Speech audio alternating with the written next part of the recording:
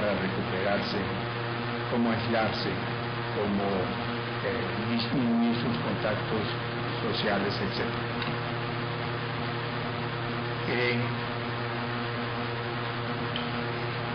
Una de las manifestaciones de la fragmentación es el mal funcionamiento psíquico.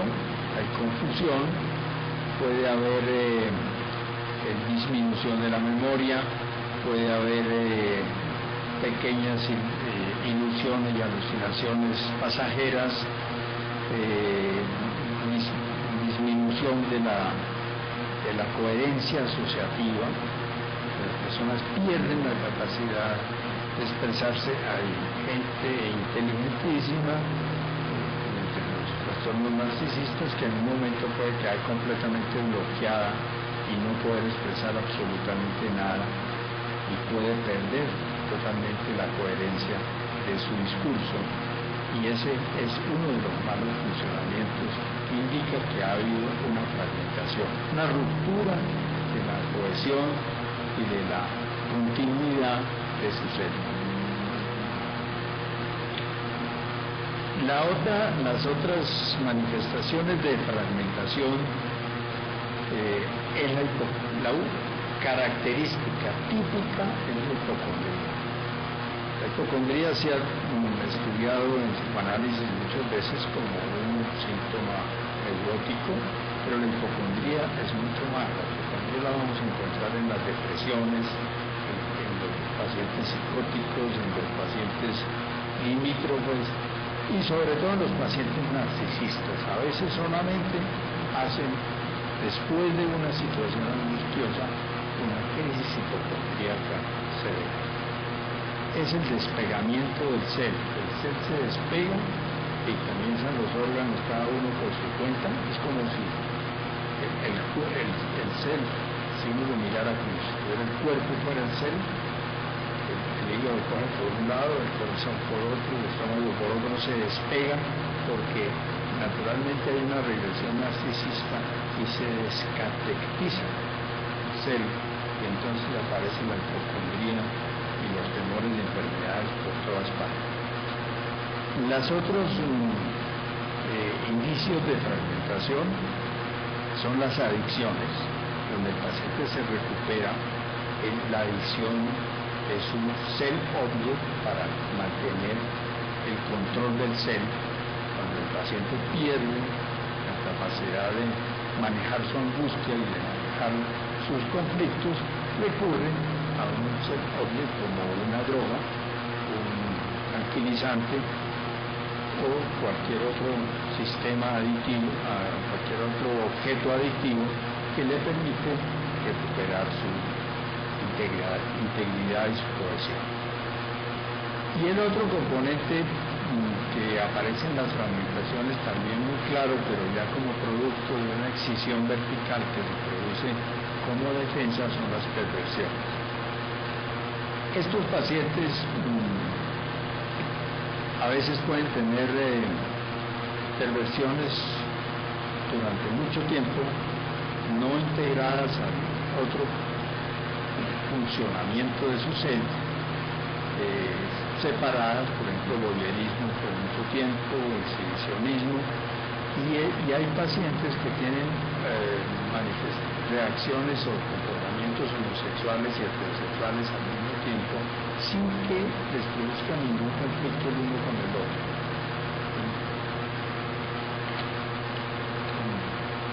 El Congreso de Psicoanálisis de Chicago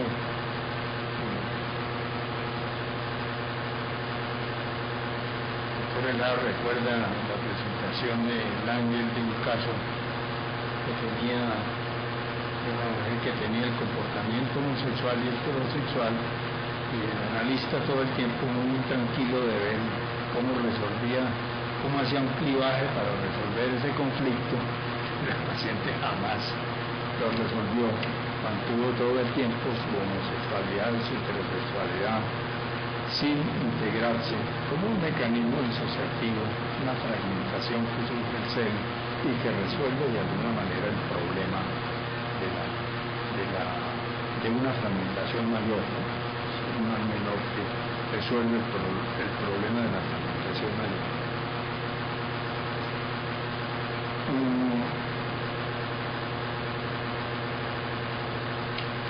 Entonces,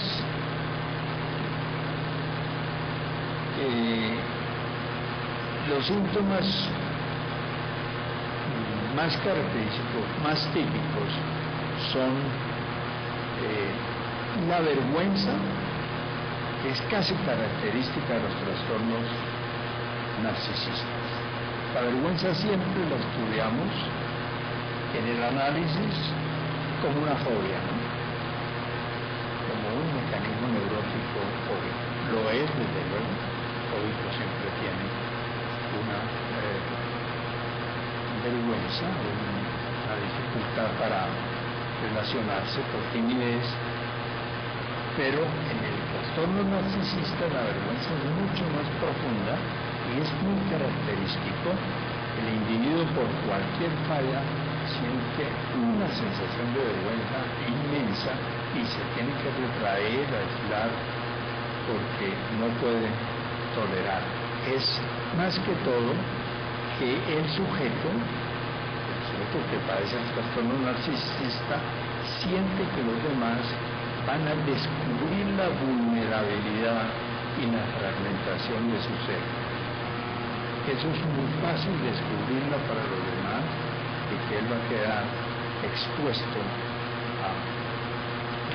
a que los demás vean que no tiene un ser cohesivo, lo cual es sumamente imposible. Otro síntoma también general muy importante es la ira. La furia narcisista produce una ira devastadora, distinta de la ira del neurótico, que es pasajera y fácil de superar y que naturalmente el neurótico se da cuenta que la ira es porque tuvo una frustración afectiva, alguien no le correspondió, alguien no se portó afectivamente bien con él y le da una ira natural como respuesta a la frustración. La ira del narcisista es mucho más intensa y generalmente lleva a fantasías muy fuertes y a veces a actuaciones de venganza, porque realmente se siente, digamos, destruido por los demás en los momentos en que pierde su satisfacción narcisista. El otro componente importante es el aislamiento, ¿no? Que tienen que tener épocas de aislamiento para recuperarse y estas pueden ser prolongadas, a veces de meses, a veces de mucho tiempo, evitando las situaciones en donde pueda volverse a producir una herida narcisista o una descompensación de su integridad. Es muy frecuente la sexualidad polimorfa, que ya hablamos.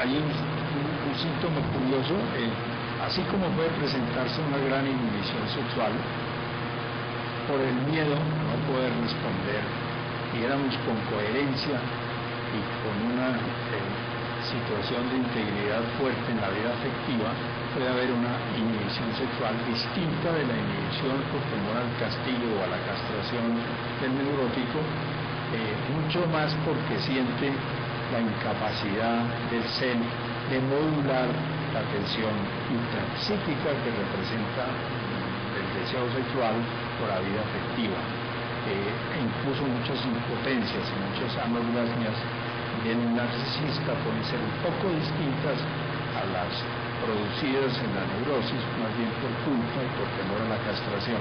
En este caso es más por el sentir que su ser no es capaz de responder a una relación integrada de amor y de responsabilidad.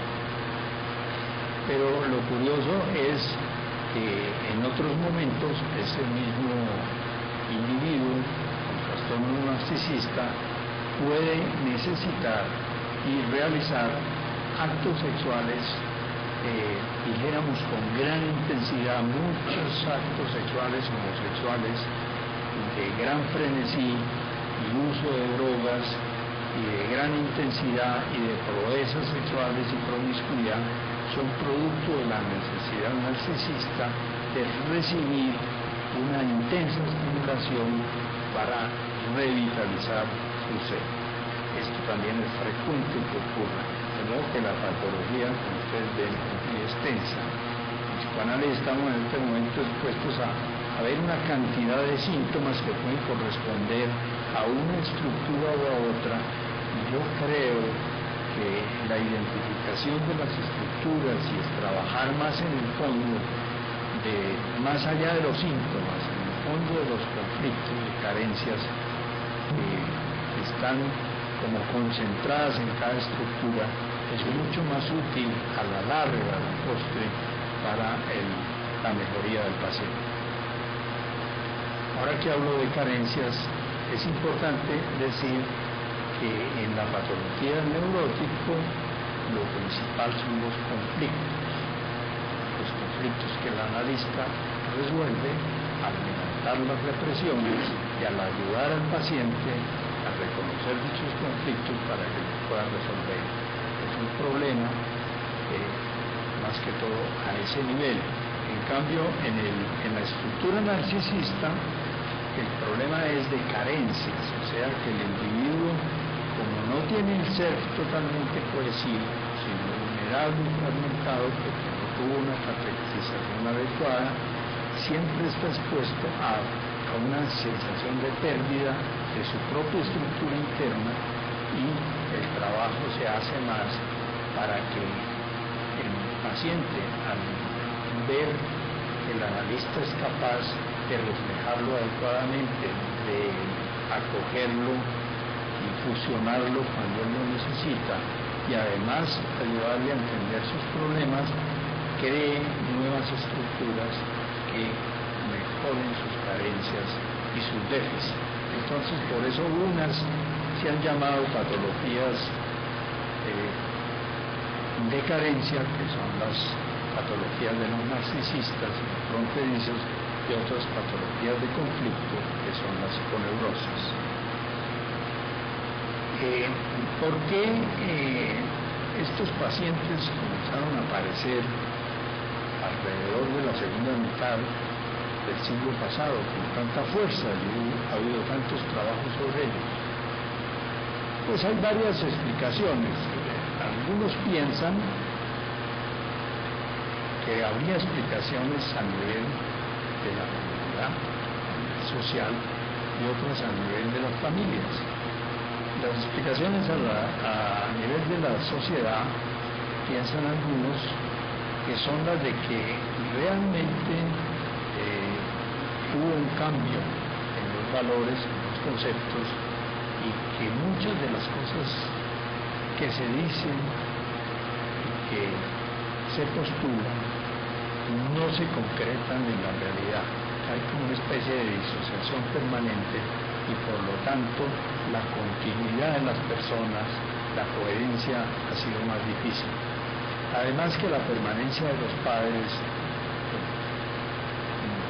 en la segunda mitad del siglo pasado fue mucho menos intensa que en la primera etapa del siglo, y que las oportunidades para la fusión de la madre y de los padres son mucho menores, lo mismo que los reflejos especulares que necesitan las personas y los niños, y lo mismo que la compañía gemelar y el acompañamiento que antes generalmente se hacía de padres a hijos, en trabajos, en actividades en la casa, son mucho más escasos. Eso puede haber contribuido a que los problemas narcisistas sean mucho más frecuentes en la actualidad. Con respecto a los padres,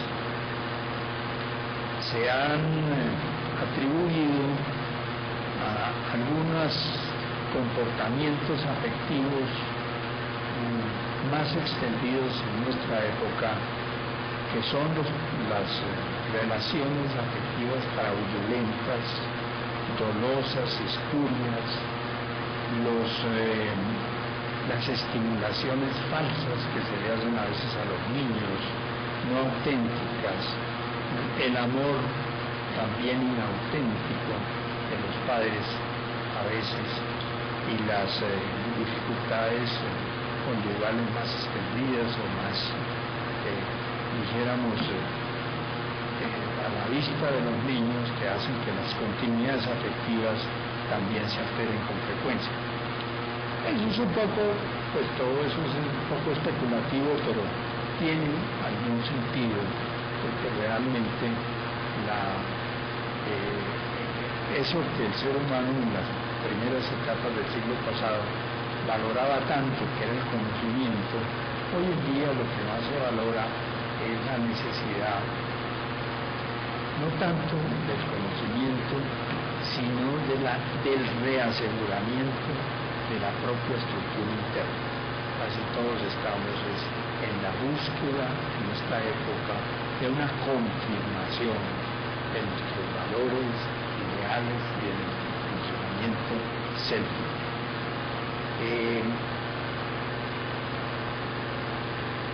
Todos han leído, todos ustedes, mucho a Jacobo seguramente, y entonces hay que recordar que en el desarrollo del ser está el polo de los ideales y el polo de las ambiciones. El polo de las ambiciones corresponde al ser grandioso, a esa necesidad que todos tenemos, de todas maneras, de grandiosidad, de una exhibición sana, de un orgullo elevado en nuestras realizaciones, de ser capaces de liderar y de creer en nuestros pensamientos y en nuestras ideas. Dijéramos, el polo de las ambiciones y también el polo de los ideales y valores, que todos necesitamos seguir unos ideales, seguir unos valores, seguir una imagen parental idealizada a través de la vida adulta. Esas dos situaciones es algo que nos preocupa intensamente en nuestra época, y que el trastorno narcisista, la estructura narcisista, nos impediría lograr. Y por eso en los tratamientos psicoanalíticos tenemos que incluir hoy en día muchos de estos elementos narcisistas que han venido estudiándose cada vez más y que ya forman parte de todos los análisis en la actualidad, y que además han expandido el campo del psicoanálisis, que antes estaba limitado a la psiconeurosis, hoy en día está en el trastorno narcisista, después de todos estos trabajos de Jacobo y de muchos psicoanalistas más, y incluso más allá en el trastorno limítrofe, después de los estudios de Kender y de los psicoanalistas que contribuyeron también a eso. Y yo creo que hoy en día ya también mucho en el acompañamiento de los tratamientos para la psicosis. No es que tengamos el análisis va a curar la psicosis, pero sí es un tratamiento muy distinto cuando un analista interviene en ese proceso de tratamiento de psicosis.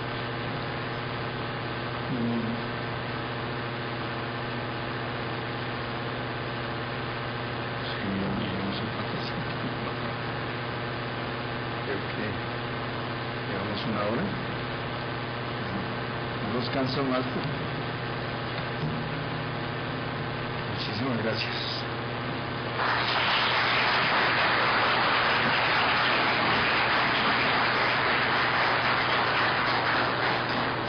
Cuando esperamos poder sacarle más provecho al doctor Manuel González. Aprovecho para los anuncios. Tenemos nosotros el 7 de octubre la continuación de nuestras jornadas académicas. Está invitado el doctor Roberto Amador López, médico neurólogo, con su conferencia Arte y Cerebro. Y ese mismo día tenemos nosotros el renacimiento del Cineforo, que ya tiene 2 episodios. El de este viernes 7 de octubre a las 6 de la tarde será Cisne Negro, Black Swan,